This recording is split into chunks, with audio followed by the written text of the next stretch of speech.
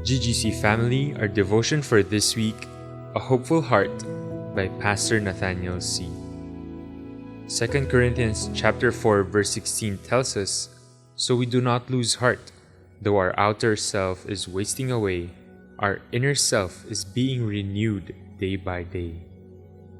A Christian who has enduring faith has everlasting hope. By lucidly imprinting into heart God's guarantee of life eternal, no amount of extensive tribulation will oscillate one's conviction of the atoning work of the Messiah because of the fullness of joy within him. He never loses heart.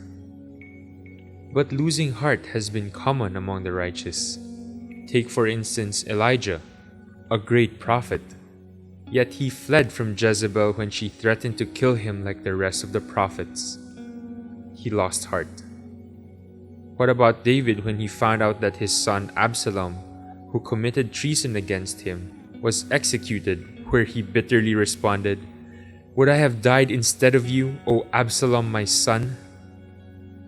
But I think the most tragic was that of Saul when he thought that he had lost everything, rendering him without any hope.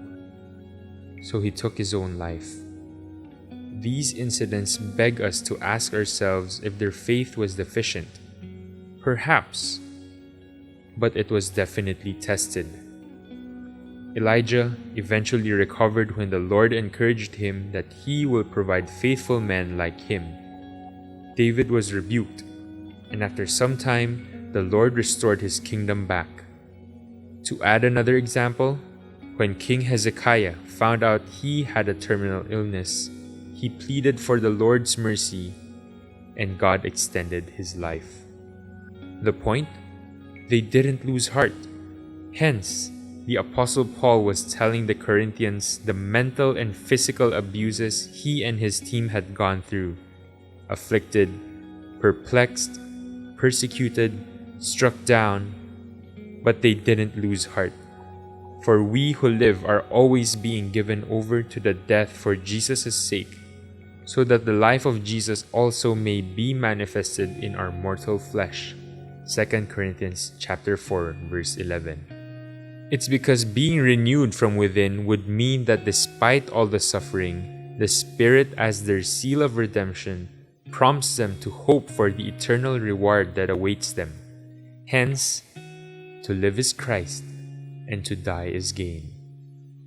Losing heart would entail a variety of interpretations.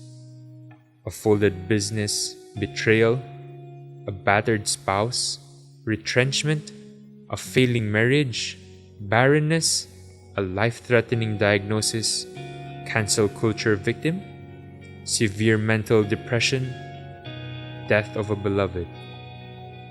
Mournfully, even some believers of our time, since it seemed that God couldn't help them with their excruciating struggles or personal demons, either lose their faith or lose their lives, even though there are passages in the scriptures that should ferment hope within them.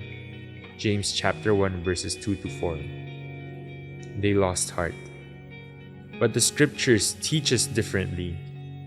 Don't lose heart. Instead, we should take heart.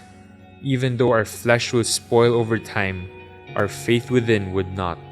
Instead, it will be renewed day by day, since we are being washed, sanctified by the Holy Spirit daily.